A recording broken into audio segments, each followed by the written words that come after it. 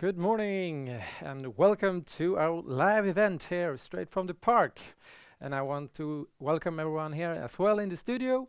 And of course, you online, you are welcome to join us. Today we will be talking about how to maintain company culture in growth. And we are live actually here from the studios in the park.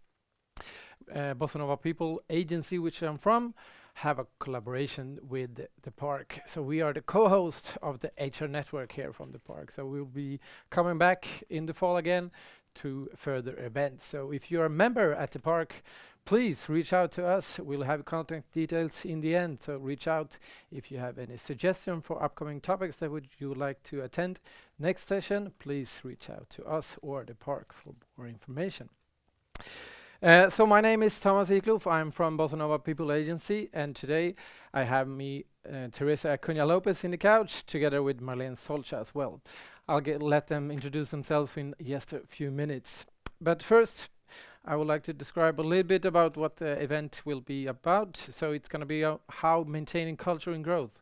And today we're going to talk about the culture about 45 minutes, and then the last 10-15 minutes or so we will have a Q&A, so we'll welcome you from LinkedIn and the studio as well. So on LinkedIn, please, if you have any questions already, I have a colleague helping out, so she can also respond if you have any problems or questions already. But then, Teresa, Marlene, would you please introduce yourselves? My name is Teresa, and I'm the founder of Culture by Design. And we focus on helping companies to work strategically with their company culture. And what we do is we focus on the how, because it's easy to talk about the employee engagement, creating trust, and so on. But how do you do it? So our background is that we worked with the largest workplace study. We worked with several of Sweden's best work companies to work for. So we have a lot of best practice, but also based on theories and processes, we create a company culture development process. Oh, interesting. Yep. We have to get back to that, Yeah. I guess. Marlene, please. I'm Marlene. I work with people and culture with focus on learning and leadership. And I have previous experience from working with culture in startup and environment. And I've been inspired by Theresa's work, so I'm happy to be here and talk with her and you about this. Interesting. We have to get back to that.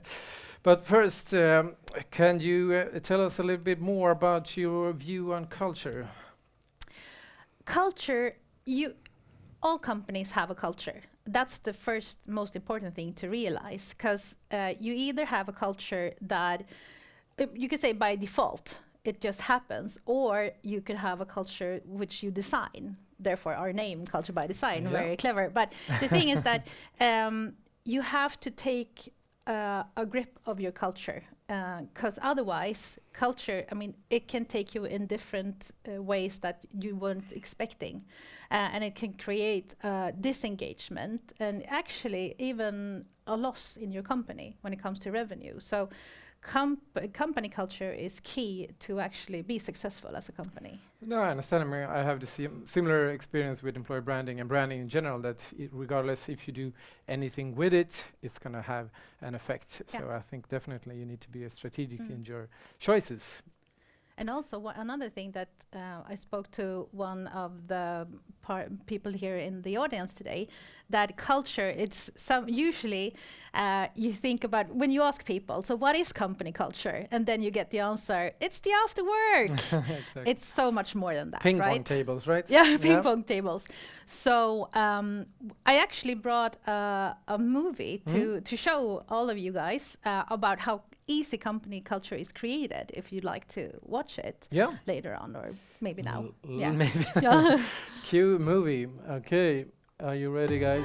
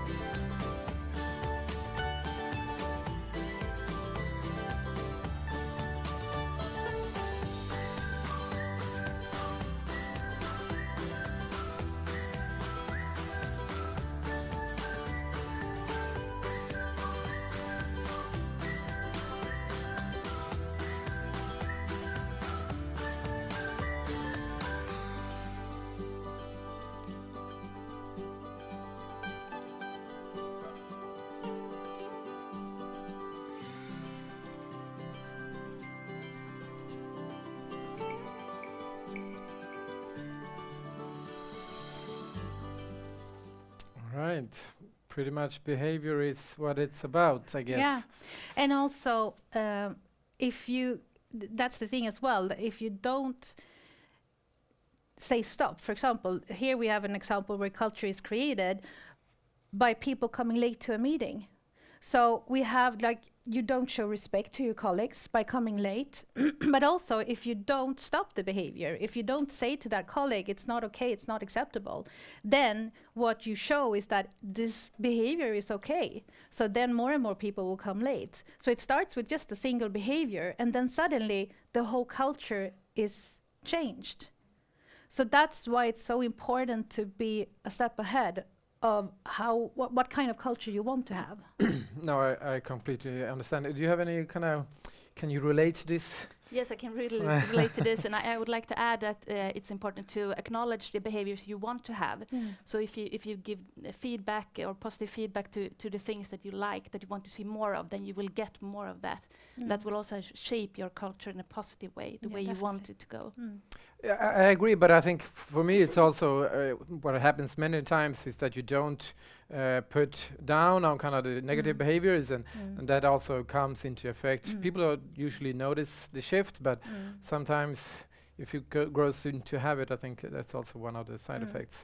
Because here in Sweden, at least, I think many of us are a bit afraid of conflicts, perhaps. Yeah. So I think that could be a key. But why is it important really to understand your culture, would you say?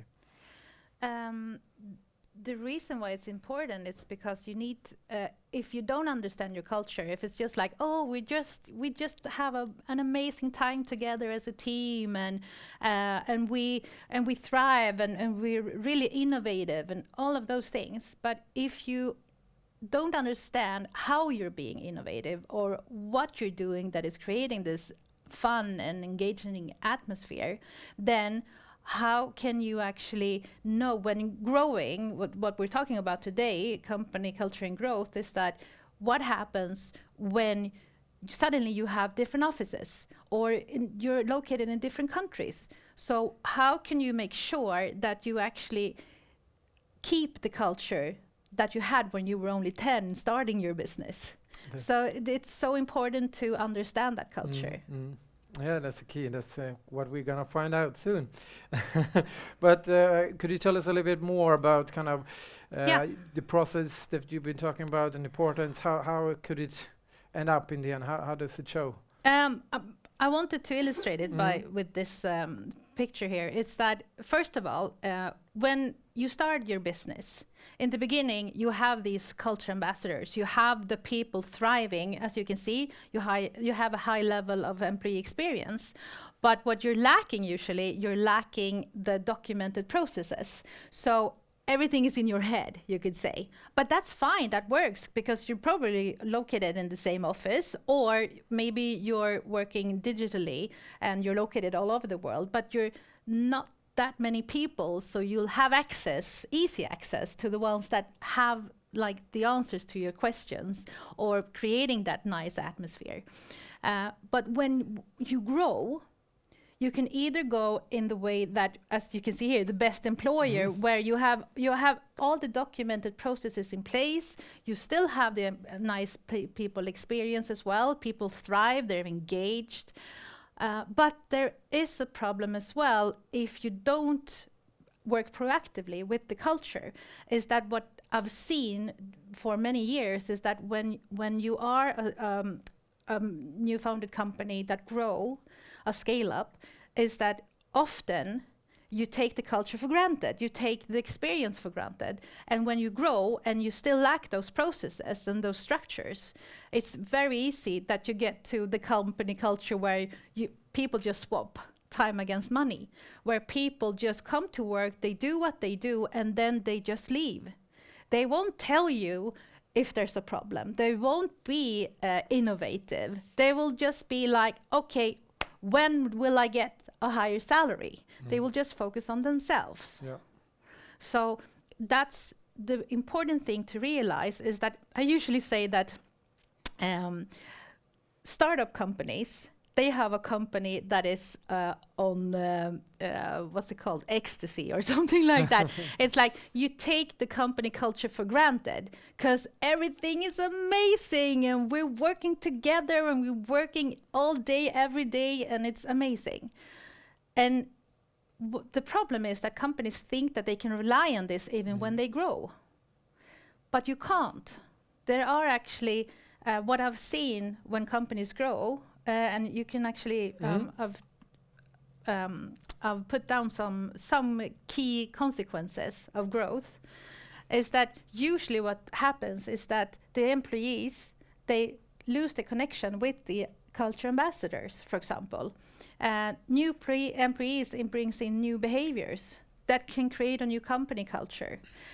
You get subcultures, you get silos. So especially when you have new offices or when you work in different countries, because there you also have the challenge with, I mean, another country has another company culture usually. For sure. So how do you create a company culture or actually maintain the company culture?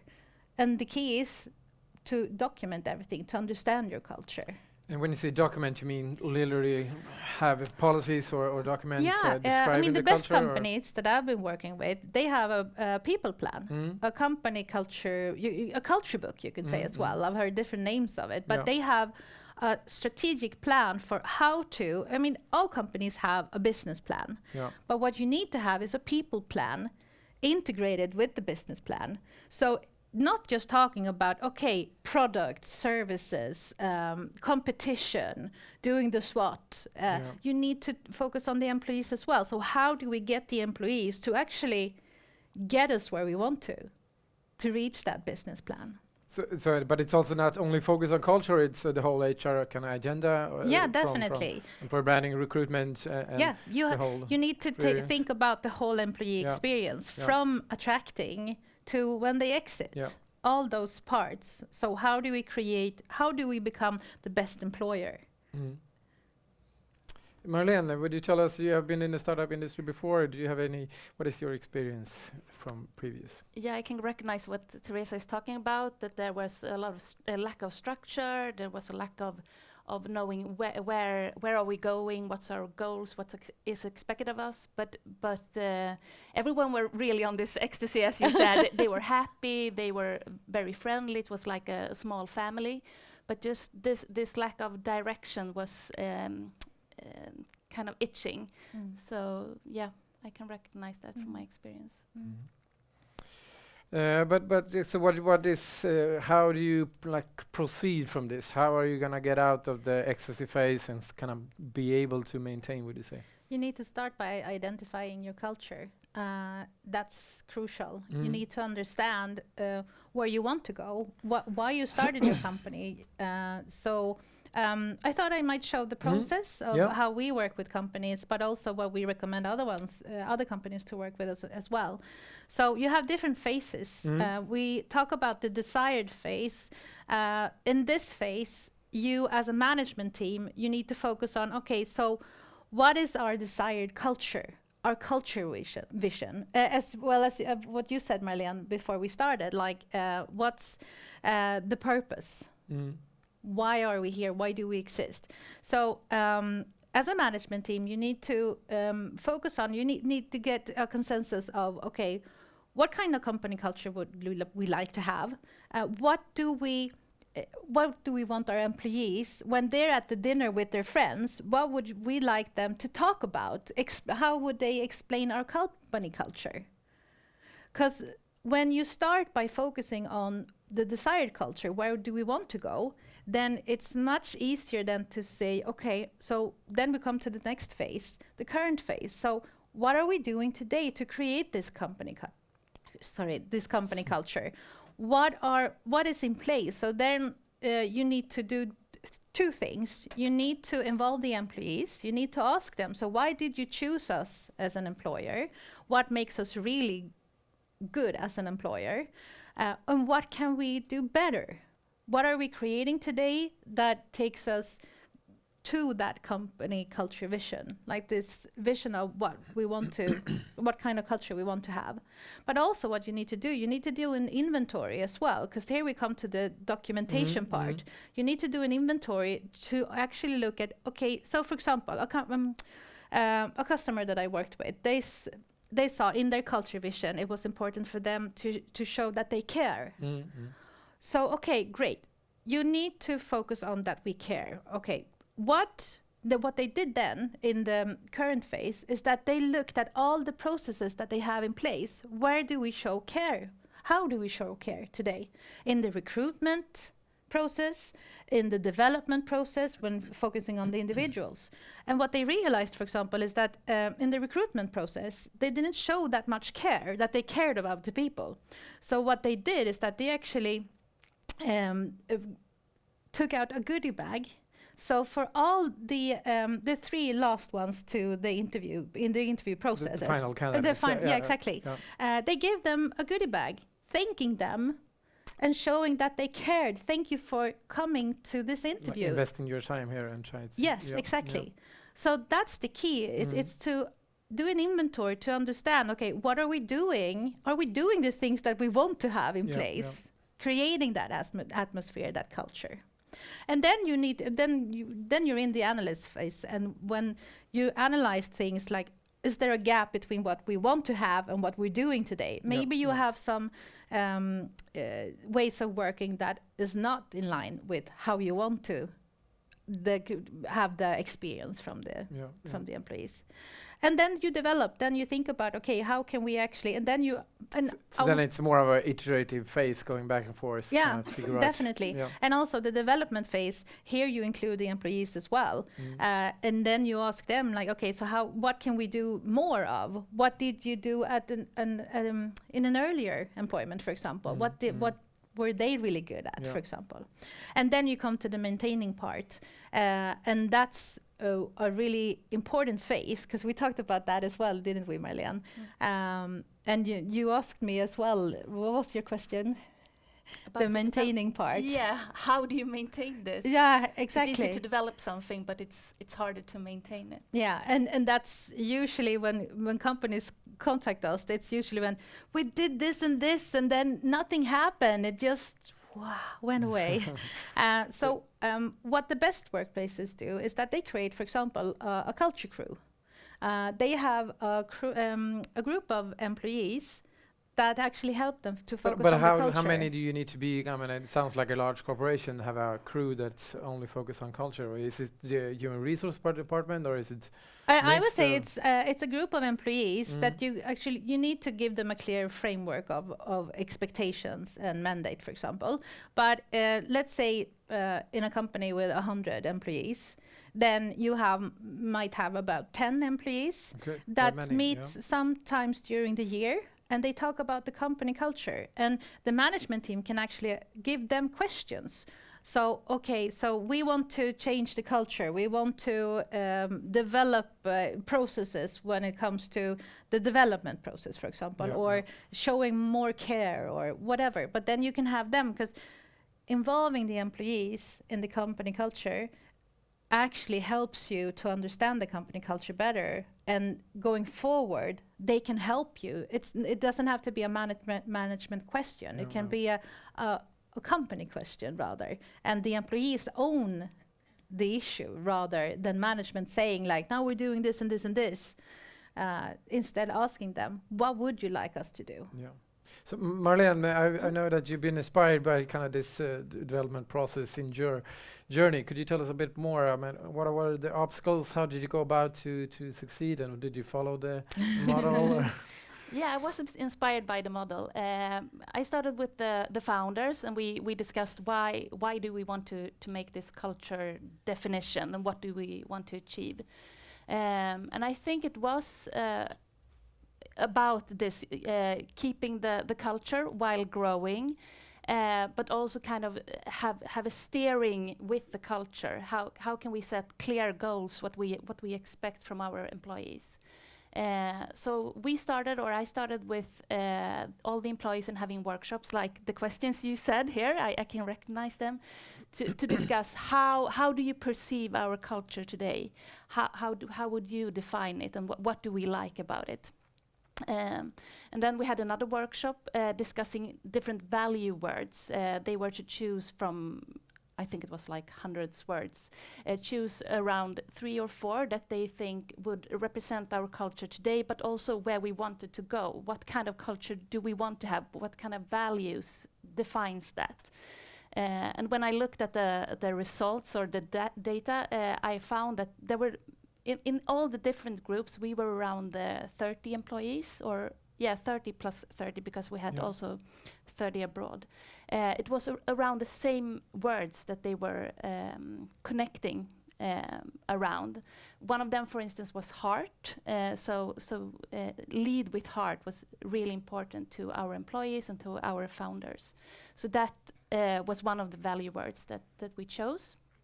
And after that, as we saw in the movie in the beginning, value words is not something that creates culture, it's behaviors. So I translated the value words that we chose into behaviors, so we could measure it in a recruitment process, for instance.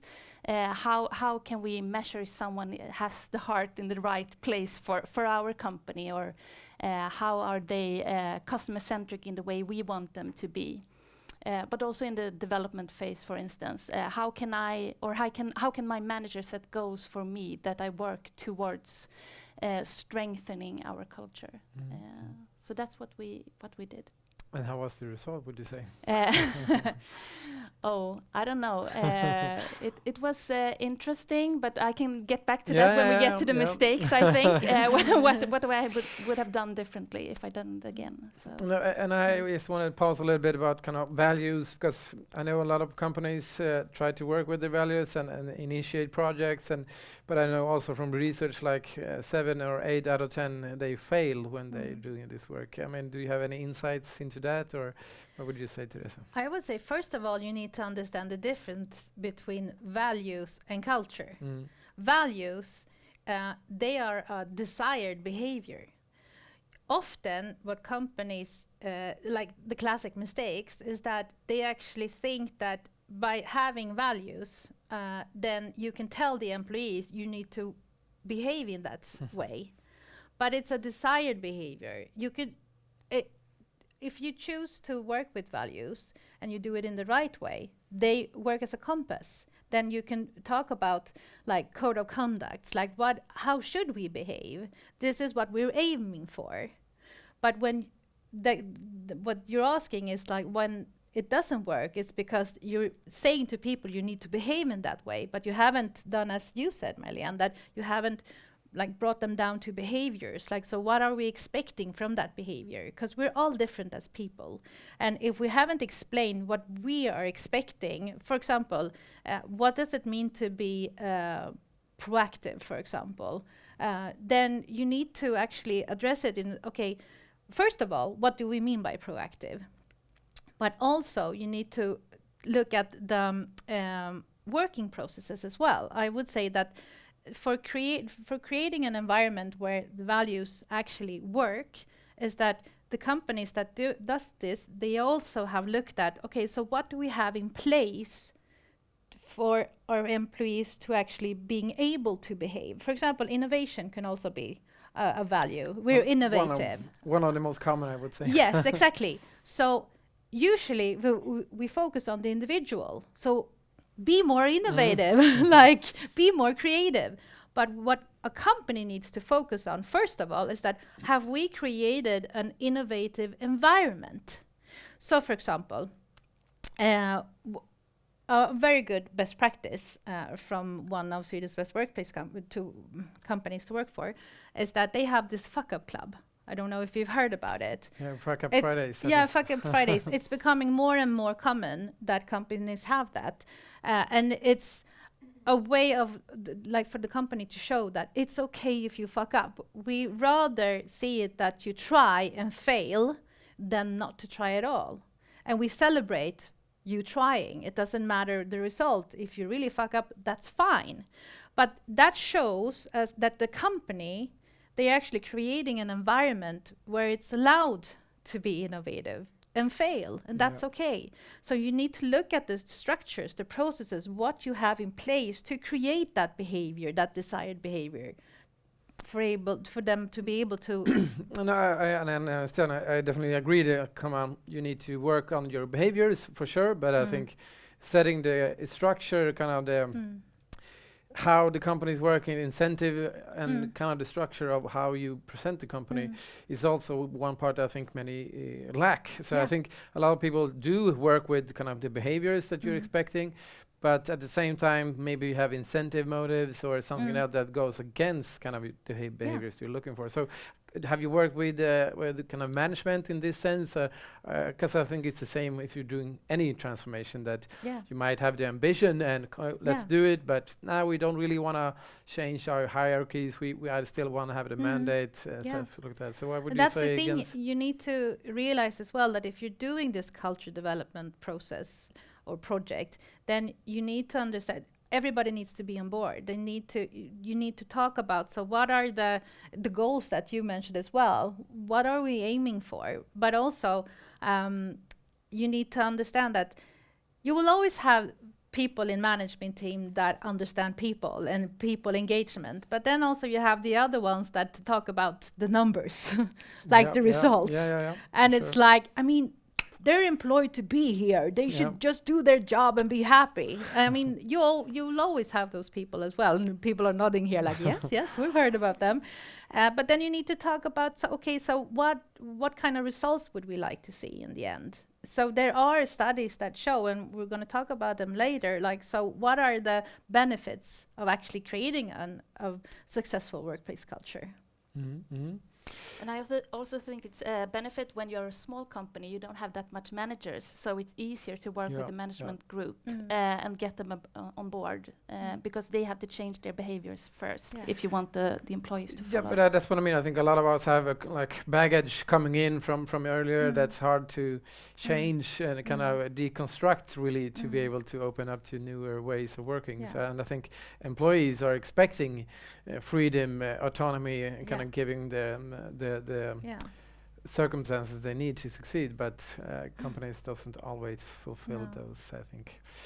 Well, I want to continue a little bit more about kind of common mistakes to avoid. I mean, I would like to start with you, Marlene. Do you have any learnings from your experience? Something which you would done differently if you would do it again? Yeah, I think one of the things would be to work more with the management team and get them abroad and maybe start. I think what I liked that we did was to start with all the employees, but I would like to engage more time with the leaders to help them develop these behaviors. Kind of getting, so it's maintaining the behaviors or kind of getting them getting them and maintaining them both, I think. And another mistake, I think, that which is also very common in a startup, that you build the ship while sailing or whatever you the train, whatever you say.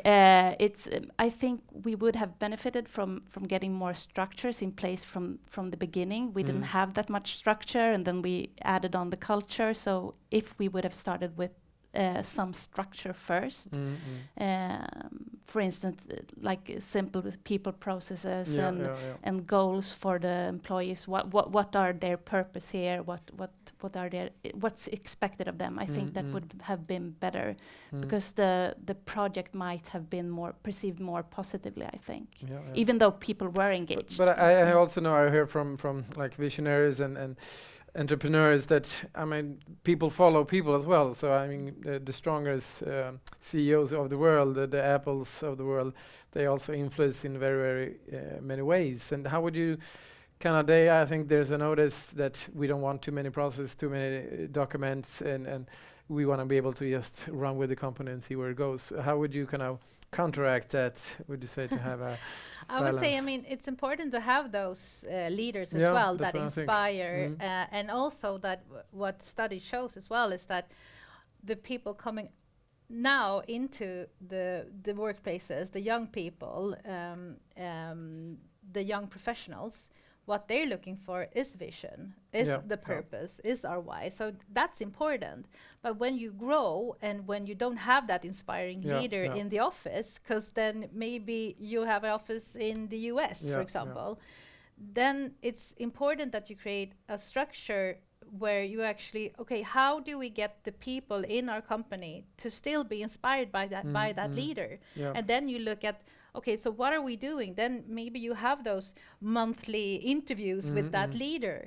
Maybe you have that like personal letter that is sent out from that leader. So you still have the connection, even if you're becoming a large company. But you can't expect it to just do it by itself. That's the thing. It's not, you need to think about how we create that atmosphere, even if we're becoming larger and larger as a company. Do you have any other common mistakes throughout the process that you described that would you highlight that are most common? I would say, I was thinking when you mentioned the leaders, and a common mistake is that usually when you start this culture development project, or any project at all, whenever you want to develop anything in your company, a common mistake is that you don't involve the employees in getting them to understand what's in it for me. Because you as a company, usually you know it's to create more revenue, we're going to have a lot more fun, blah, blah, blah. But the employee doesn't see it often. Sometimes they do, but sometimes it's like, okay, so how does this affect my everyday work? So how will this change? So is it more involvement or information, communication? I would say involvement is key.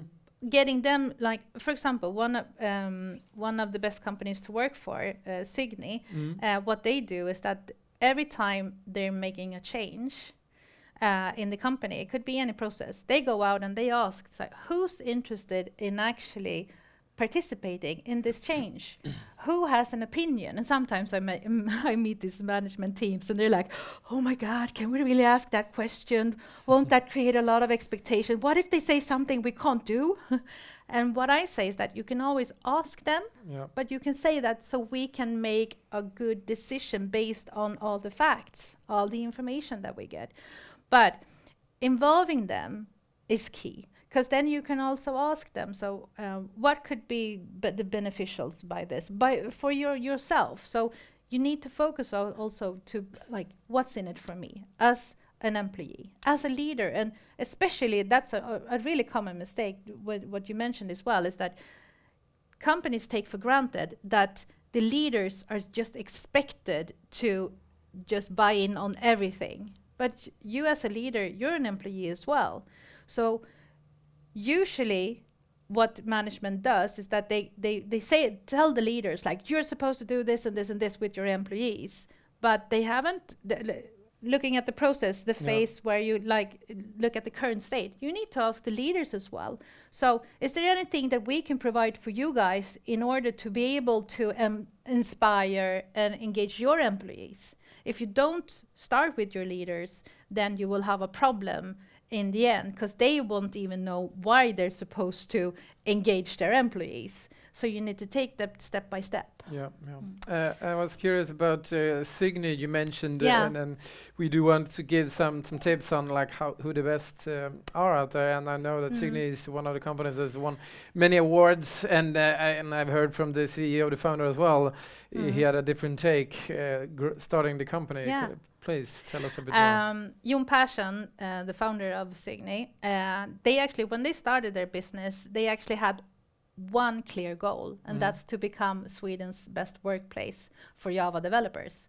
And that's the only... Super niche. Super niche. But then they took away the Java developer. But the thing is that they didn't talk about values. They didn't talk about anything else than becoming the best workplace in Sweden for their employees. And what they did after that is that every time they were supposed to take a decision, they asked themselves, is this decision making us a better or a worse employer?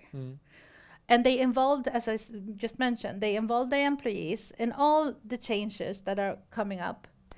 Would you like to be involved or not? You actually get asked the question. So they had a kind of flat structure or organizational structure, or they have leaders. They have leaders. Yeah, they have leaders as well. But that's the thing also with their leaders. For example, is that they're a IT consultancy agency, And what they have, for example, they've created a lot of different guidelines. So if you don't like your leader, you're allowed to change leaders. Oh, nice. If you don't like your assignment, it's okay to. They actually would prefer, not prefer, but they would actually give up a contract with the customer, then lose their employee. So what they created is an atmosphere where the employees feel that they are the most important part of the company. Center of attention. So they look at all the different parts of the company, the employee experience. So how can we become the best employer? Yeah, super interesting. Would you, Marlene, do you have any insights, like what are the best practices that you experience, and do you have any insights?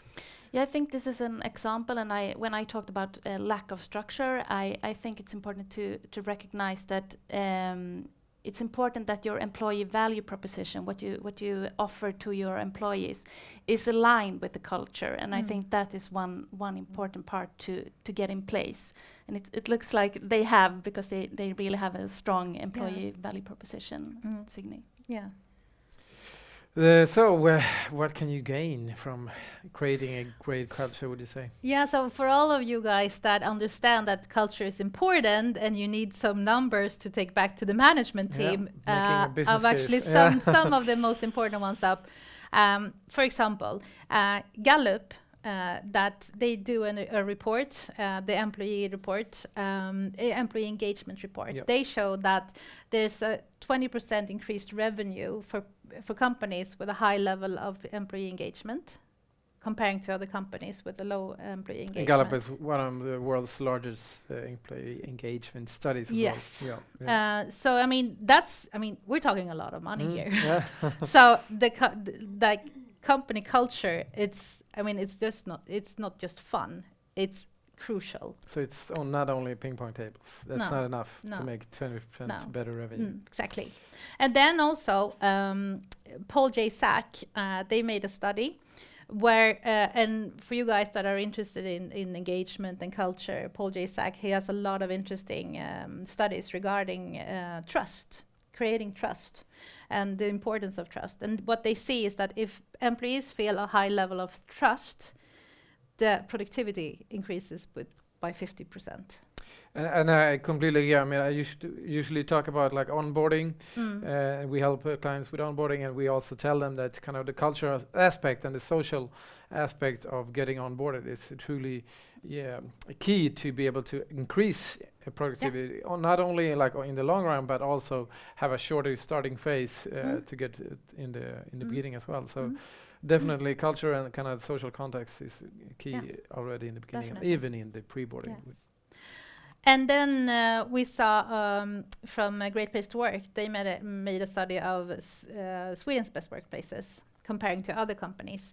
And they saw that there's lower employee turnover by 50% comparing to other companies. So that's also important. And what they measure is trust as well. Okay.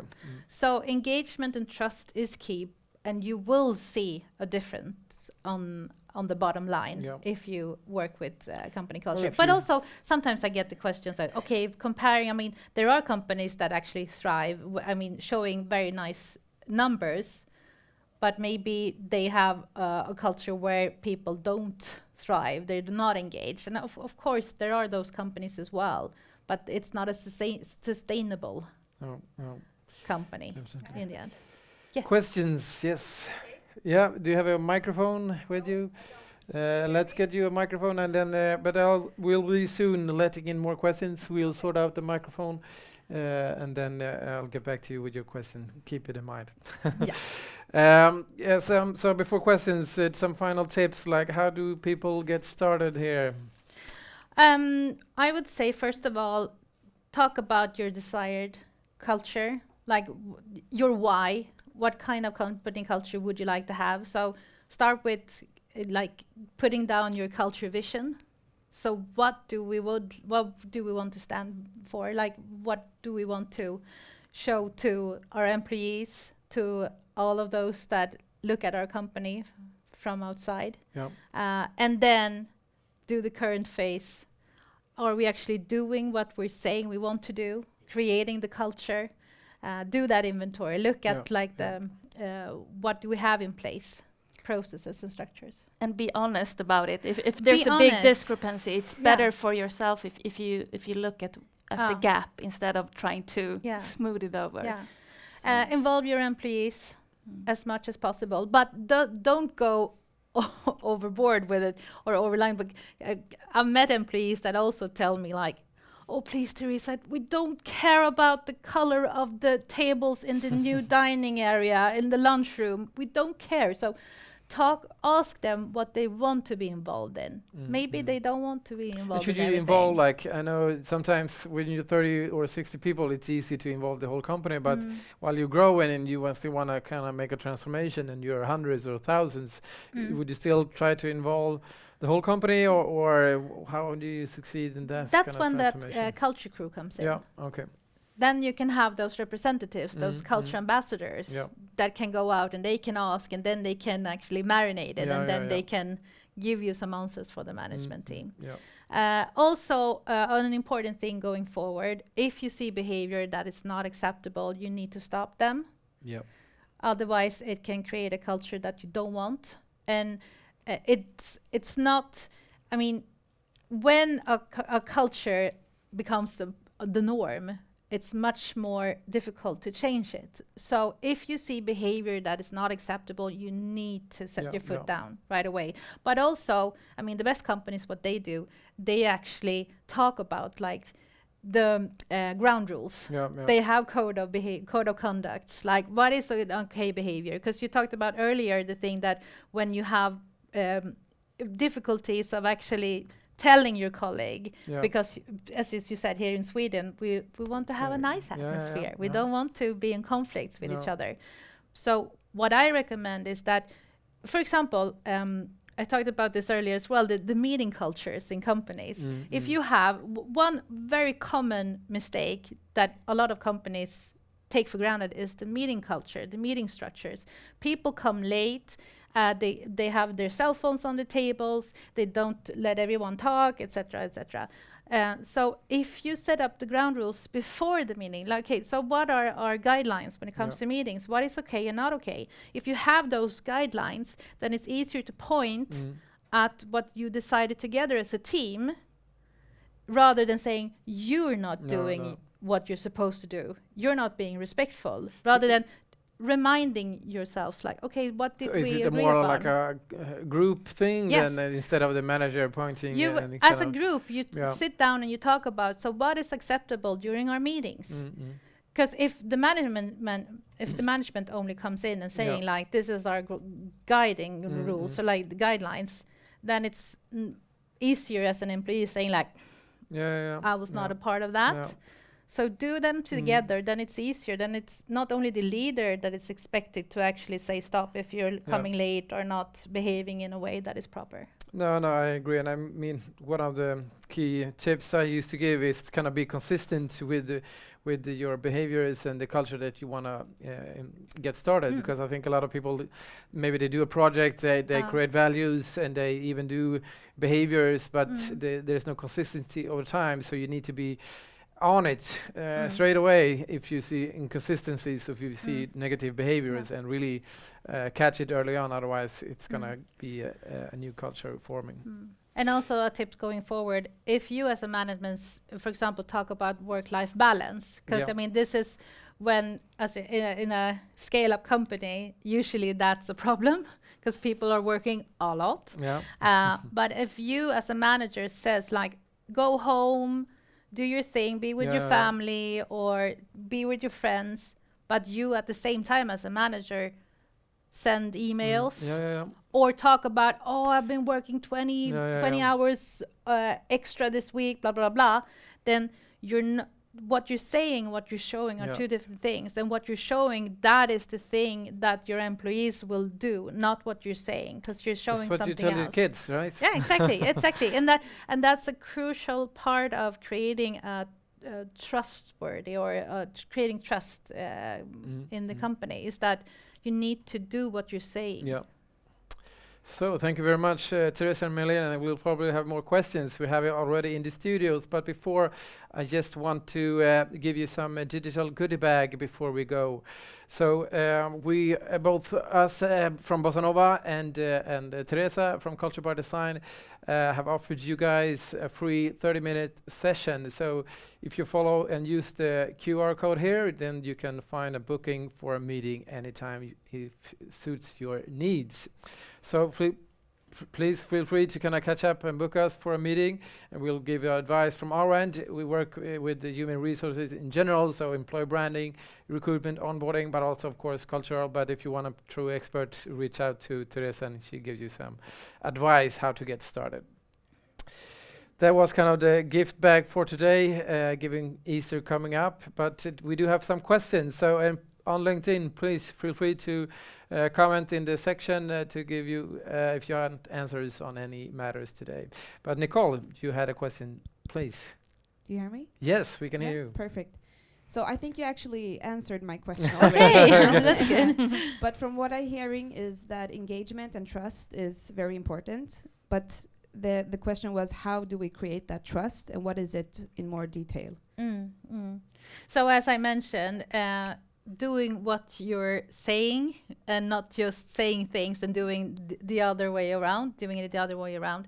Also stop behaviors that are not acceptable. Because sometimes what happens is that leaders, they don't understand that if they don't stop that behavior, it also lowers the trust for them as leaders. It's not just the behavior itself. It's showing the rest of the team that this behavior is acceptable. So then, as the film that I showed as well, people coming late. But and I think as well, it's often more subtle than you think, and these kind of negative behaviors can show up in rolling your eyes and not saying hello in the morning. And so I mean, we work a lot with psychological safety, and kind of the key factors to maintaining it is really to get rid of all those negative behaviors that, I mean, maybe it doesn't feel like it's much, but it definitely sets the tempo and makes people encouraged to kind of saying what they really think, and they're afraid of kind of the consequences of saying something stupid or making a mistake that's gonna come up in not actual behaviors, but just kind of micro behaviors that shows up in the workplace. Another thing that we haven't talked about that also creates trust is also, as a company, especially a company that is growing, is that sometimes employees are wondering where we're going, and sometimes you miss the point of like our purpose, our vision, what are we doing, what are we aiming for? So involving them in the process, like this is where we're at now. And sometimes I've met companies like, but we can't tell them that we're not doing that well.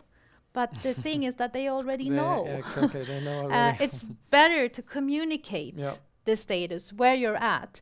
Because I've even heard about examples where a smaller company that was growing, but they weren't doing that well. So they realized they needed to cut off like employees. So they needed to actually let one person go, I think. But what they did is that they actually talked to their employees, saying like, giving them an option. You can either we let one go, or all of us will actually not get 1 month of salary. Okay. So we can then we can keep that employee. So everybody got that choice, and they actually chose to, I'll skip my salary for 1 month so we can keep that employee. Okay, interesting. And that's the strength of creating a culture where we're in it together. But you need to do it by communicating and even talk about the difficult parts. Because then you show that you trust them. Transparency is really important. Do you have any further questions from the audience or online? Here's the chance. Get some tips. Is there any questions from LinkedIn? No. All right. Everything is Crystal clear. Finally, if you want to have contact directly with us, we do also send you the QR codes for LinkedIn. So please feel free to reach out, connect with us, and follow up if you have any questions afterwards as well. And I want to keep this here, and this presentation we will send out with more information afterwards as well. So we'll reach out to kind of give you the insights on the deals and more information. If you have any further questions, please feel free to reach out to any of us from Bossanova or to Teresa as well. So thank you very much for joining us today. It was truly fun to be here in the studios, and then we want to thank the studios as well. So we'll happy be back in the fall again to have a further engagement or any topic that would be interesting for you. So please reach out to the Park here in the reception, or you can reach out to us in the HR network. So if you're interested also, I know now that the Park is opening up for community members, which means that you don't have to have a space here in the co-working area. You can also join as a community member, but still be seated elsewhere to enjoy all the perks that the Park can offer. All right. That's it for us. Thank you very much. Thank you. See you next time.